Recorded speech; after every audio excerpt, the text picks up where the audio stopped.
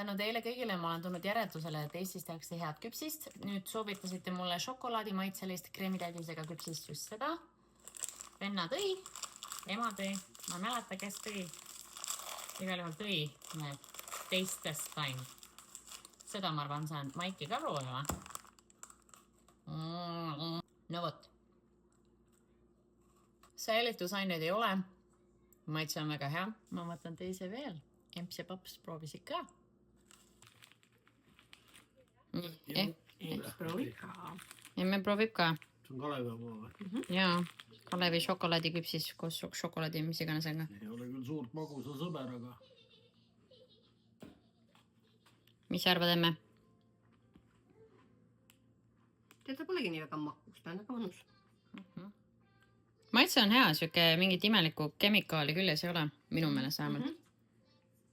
Jah, pidaan öelda tavalist. Pool viparkook. Meeldib? Väga hea.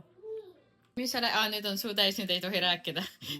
Isi siin ütles ja siis, jah, okei. Teisele katsele, mis sa räägid siin? Tõesa mõnus ei ole vähemalt liiga magus.